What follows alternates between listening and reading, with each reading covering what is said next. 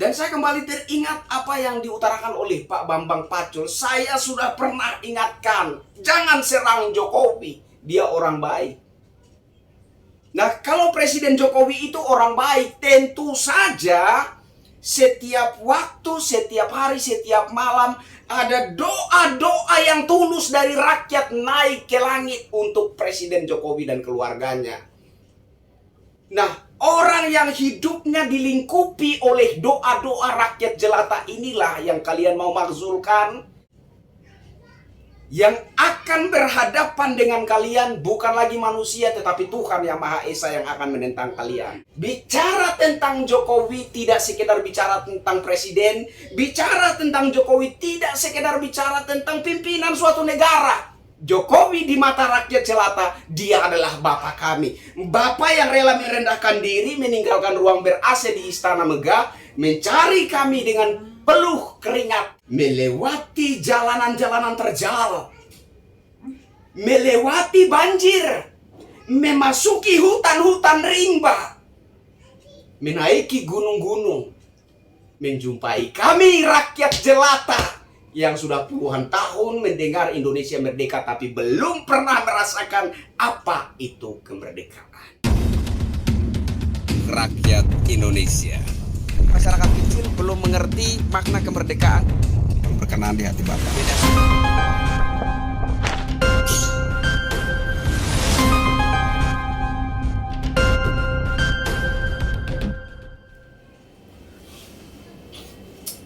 Assalamualaikum warahmatullahi wabarakatuh. Salam sejahtera, shalom, Om Swastiastu, Namo Buddhaya, salam kebajikan. Ketemu lagi dengan saya Krisyanto Yemponi, salam NKRI. Ada satu info yang sangat mengejutkan.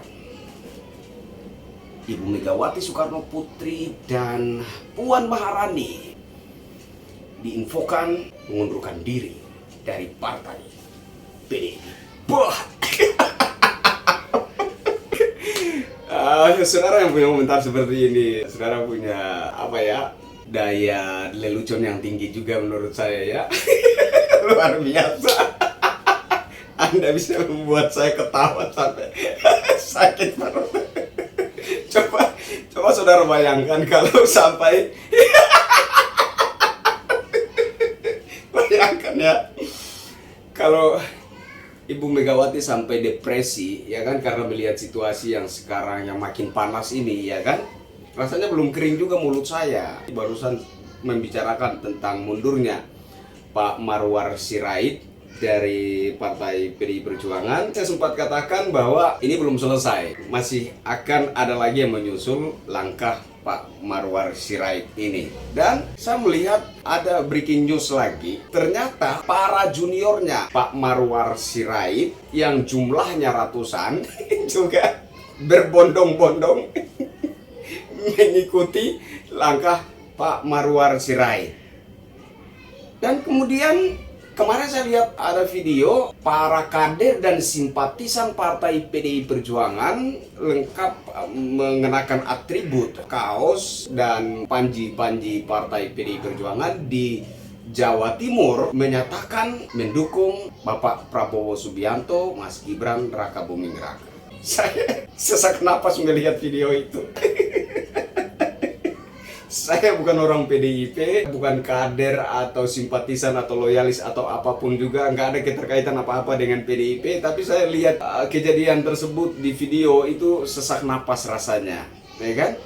Saya pikir cuma di Jawa Timur, ternyata ya saya lihat satu video lagi barusan di Jawa Tengah terjadi hal serupa. Para kader dan simpatisan ini lengkap dengan atribut di badan mereka mendeklarasikan dukungan terhadap Bapak Prabowo Subianto dan Mas Gibran Raka Buming Raka. Dan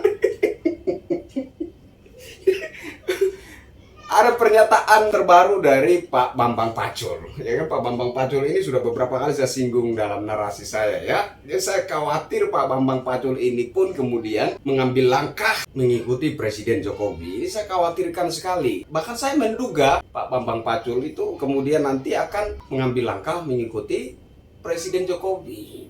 Semoga saja dugaan saya ini salah.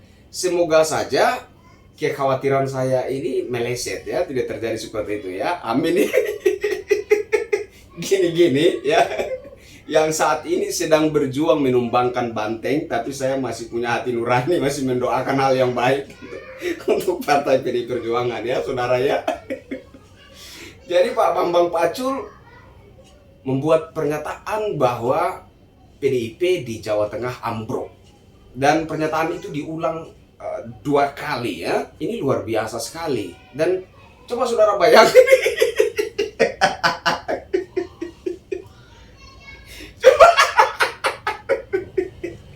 Coba saudara bayangkan ya, melihat situasi yang tidak bersahabat dengan Partai PDIP ini, situasi yang sama sekali jauh dari harapan Partai PDIP ini, kemudian membuat Ibu Megawati Soekarno Putri dan Ibu Puan Maharani depresi.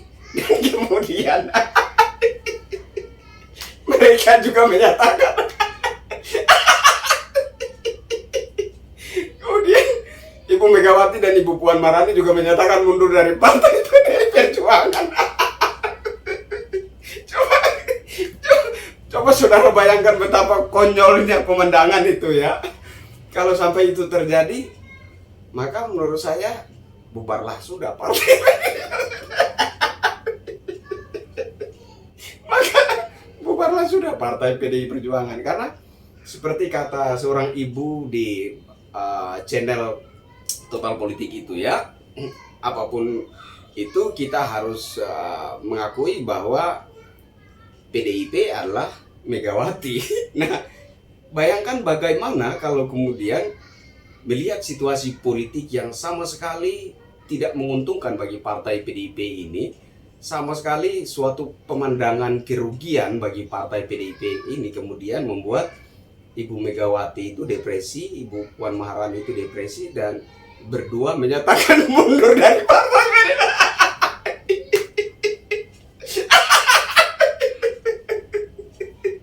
Ya sudah ya, karena PDIP adalah Megawati Soekarno Putri, artinya kalau Ibu Megawati depresi dan mengambil keputusan seperti itu, artinya PDIP bubar. Bubar sudah. Saya pikir begitu ya saudara. Nah, ada hal menarik dari Pak Marwar Sirait. Saya terkaget-kaget sampai mendengar informasi ini ya, bahwa ternyata Pak Marwar Sirait ini adalah anak dari seorang motivatornya Ibu Megawati Soekarno Putri. Bapaknya Pak Marwar Sirait ini yang mendorong Ibu Megawati terjun ke dalam dunia politik. Dan kemudian beliau adalah penggagas, ya, termasuk penggagas Partai PDI Perjuangan. Artinya menurut saya Pak Marwar Sirait ini termasuk saya pikir dia bukan sekedar oknum kader ya, tetapi spirit Partai PDIP itu ada pada dia. Saya rasa seperti itu. Mengingat bahwa bapaknya Pak Marwar Sirait ini adalah seorang motivatornya Ibu Megawati Soekarno Putri, dan dia adalah salah satu penggagas Partai PDI Perjuangan. Artinya bahwa turunan dari penggagas Partai PDI Perjuangan, spirit Partai Perjuangan melekat pada dirinya.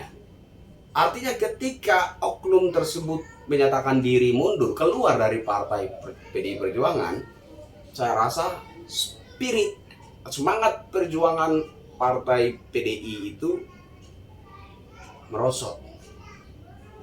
Tentu akan merosot. Nah, wajar saja kalau kemudian ada banyak kader, baik itu kader senior maupun kader junior, ramai-ramai angkat kaki dari Partai PDI Perjuangan. Saya kira itu wajar sekali. Kenapa?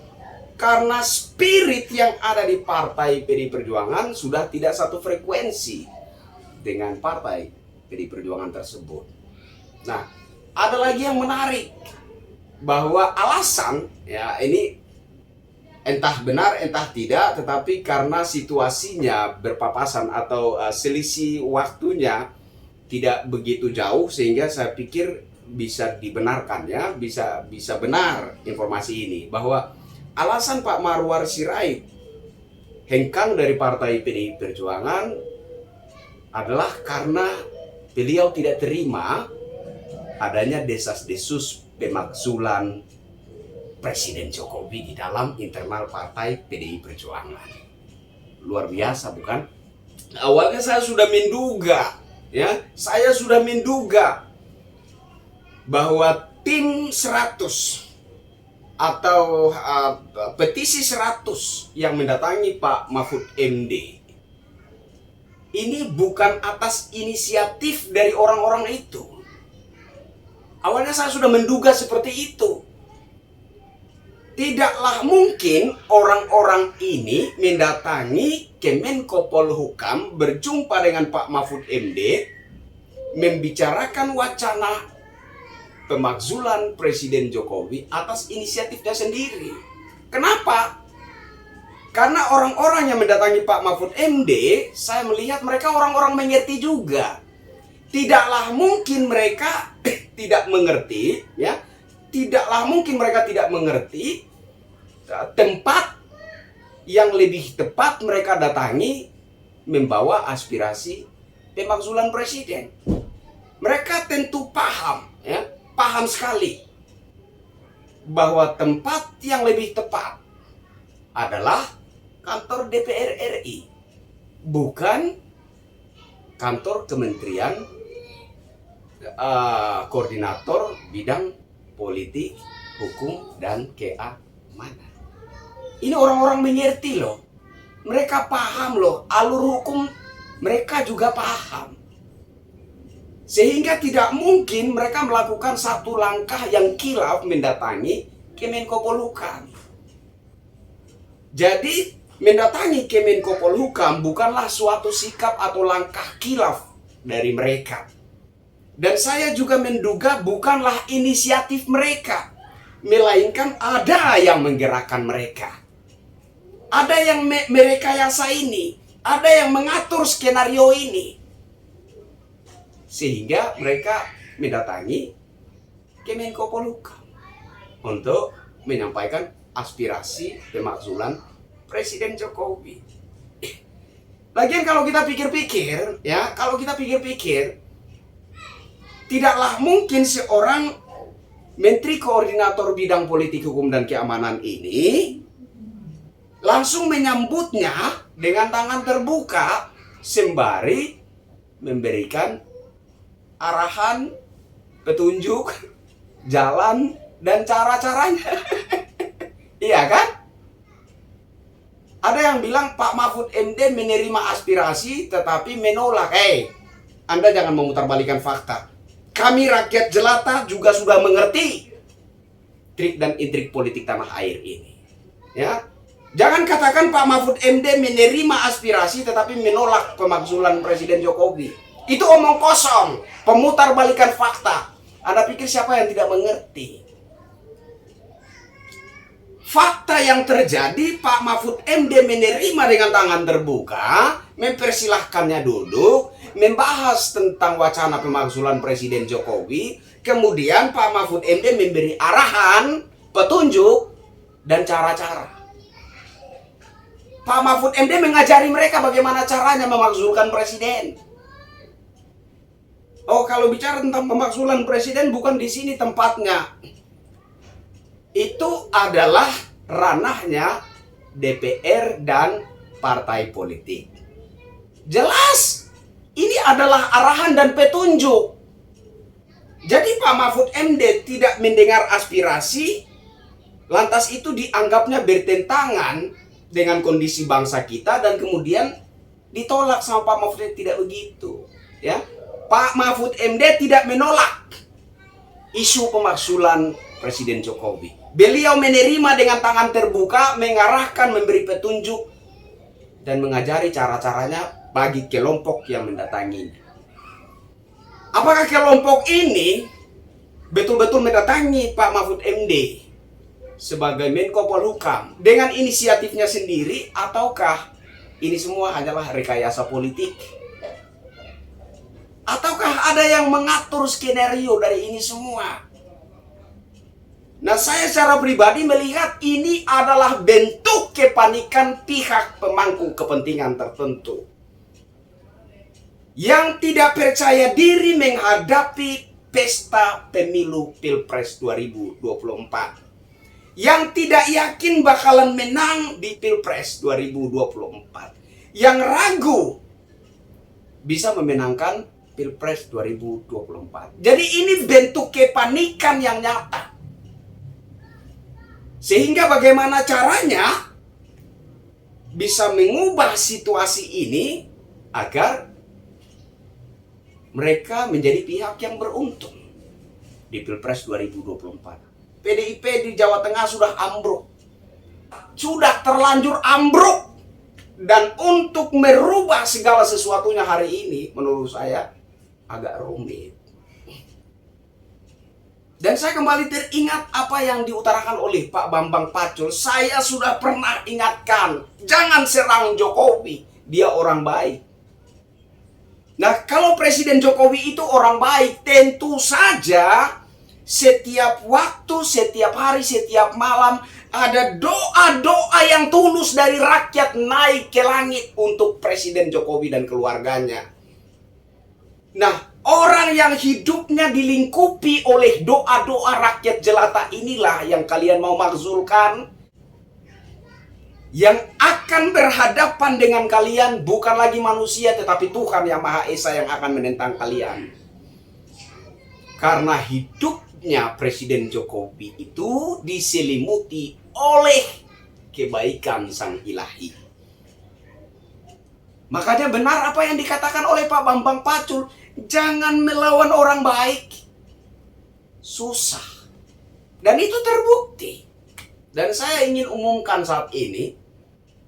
Kalau di waktu-waktu yang lalu, ya, dari bulan lalu ada sekitar 2 minggu lamanya saya bernarasi saya tidak percaya dengan situasi politik belakangan, di mana menunjukkan kesan bahwa ada konflik yang sangat luar biasa antara Presiden Jokowi dan Partai PDIP, atau spesifiknya Presiden Jokowi dan Ibu Megawati Soekarno Putri. Sejak bulan lalu, selama 2 minggu saya bernarasi bahwa saya tidak percaya situasi ini, dan saya melihat dan menduga ini hanyalah rekayasa politik semata, dan Presiden Jokowi termasuk salah satu pemeran dalam skenario politik ini. Jadi konflik antara Presiden Jokowi dan PDIP, atau konflik antara Presiden Jokowi dan Ibu Megawati adalah suatu rekayasa politik, sebuah drama, dan itu tidak benar-benar sebuah situasi yang real.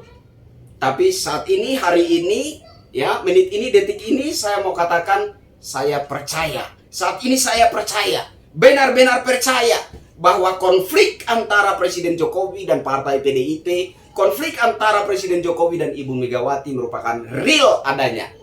Itu real. Melihat situasi yang terjadi hari ini yang sangat tidak menguntungkan bagi Partai PDIP, melihat situasi saat ini yang sangat merugikan pihak Partai PDIP, dan melihat kepanikan yang melanda pihak Partai PDIP, saya akhirnya membangun kesimpulan bahwa konflik antara Presiden Jokowi dan Partai PDI Perjuangan adalah real adanya. Artinya asumsi-asumsi yang pernah dihembuskan bahwa ada kekecewaan Presiden Jokowi terhadap Partai PDIP, entah itu terkait RUU perampasan aset koruptor yang tidak kunjung diakomodir, entah itu tentang temuan tindak pidana pencucian uang senilai 349 triliun dan lain-lain yang sepertinya dicuekin, diabaikan, tidak didukung oleh para pejabat DPR RI yang didominasi oleh kader-kader senior, kader-kader hebat Partai PDIP. Nah, saya mulai berpikir bahwa asumsi-asumsi ini bisa mengarah kepada kebenaran. Maka hari ini, kalau boleh saya memberi sedikit saran kepada orang-orang hebat, kepada orang-orang elit, kepada orang-orang tinggi, setinggi awan. Tolong dengarkan. Tidak ada kata terlambat selama engkau masih bernapas. Maka Anda bisa merubah situasi ini. Tentunya tidak seperti membalikan telapak tangan. Ada proses. Dan proses itu harus dilakukan dengan kerendahan hati. Jangan sombong.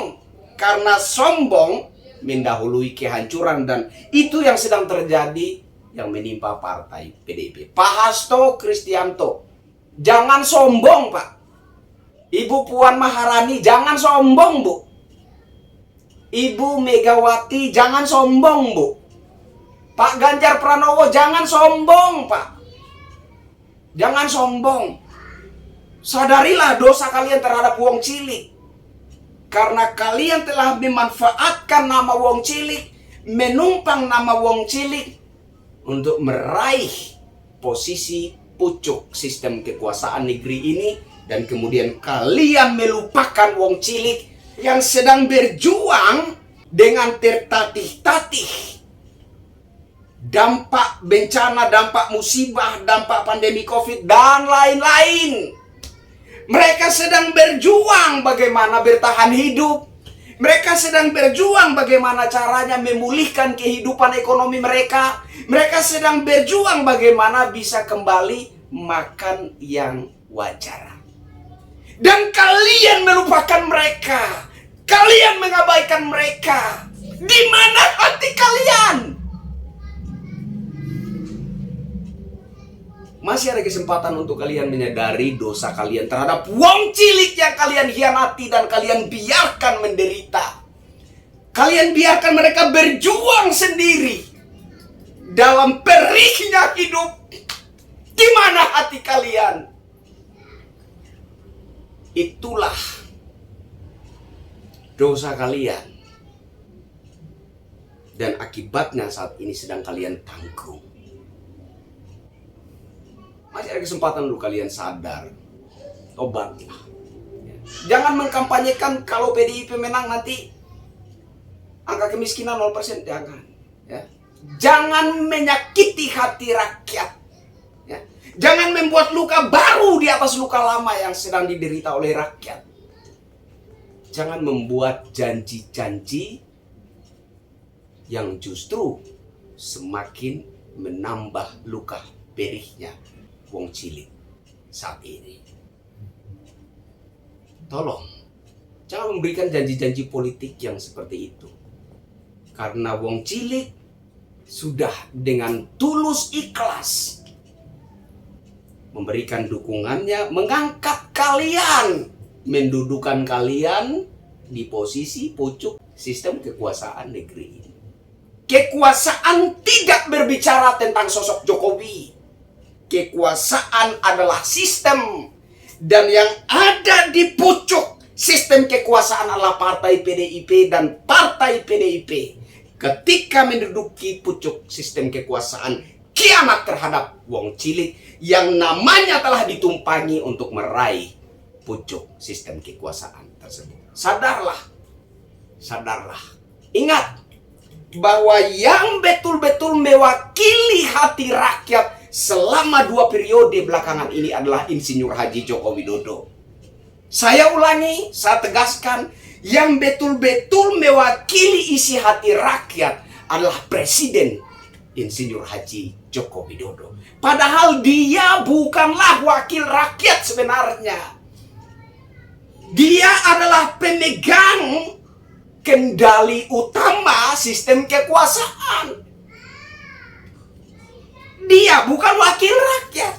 Tetapi justru Insinyur Haji Joko Widodo ini yang hadir di masyarakat.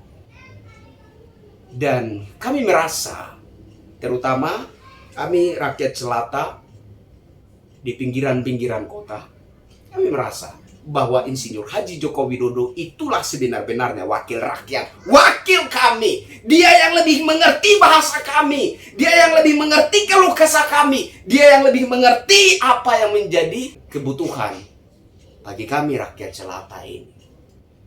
Sehingga dimanapun Insinyur Haji Joko Widodo datang menginjakkan kakinya di situ, tentu saja ada satu karya nyata yang membuat kami bersuka cita, bahagia. Wajar kalau kemudian rakyat itu mencintai Jokowi dengan tulus ikhlas. Karena memang kami melihat dia adalah wakil kami. Kami melihat dia adalah bapak kami. Bicara tentang Jokowi tidak sekedar bicara tentang presiden. Bicara tentang Jokowi tidak sekedar bicara tentang pimpinan suatu negara. Jokowi di mata rakyat jelata, dia adalah bapak kami. Bapak yang rela merendahkan diri, meninggalkan ruang ber-AC di Istana Megah, mencari kami dengan peluh keringat, melewati jalanan-jalanan terjal, melewati banjir, memasuki hutan-hutan rimba, menaiki gunung-gunung, menjumpai kami rakyat jelata yang sudah puluhan tahun mendengar Indonesia merdeka tapi belum pernah merasakan apa itu kemerdekaan. Jadi wajar dan sangat benar apa yang dikatakan oleh Pak Bambang Pacul. Jangan serang Jokowi, dia orang baik. Dan orang baik hidupnya diselimuti oleh kebaikan Sang Ilahi. Karena setiap waktu, setiap hari, setiap malam ada doa-doa tulus dan murni dari rakyat jelata yang naik menyentuh langit. Meminta pertolongan dan kebaikan Sang Ilahi turun menyelimuti orang baik yang bernama Jokowi. Saya Kristianto Yenoni, sampai ketemu lagi dengan saya di tayangan berikutnya. Wassalamualaikum warahmatullahi wabarakatuh. Salam sejahtera, shalom, Om Santi Santi, Santi Om, Namo Buddhaya, salam kebajikan, salam NKRI.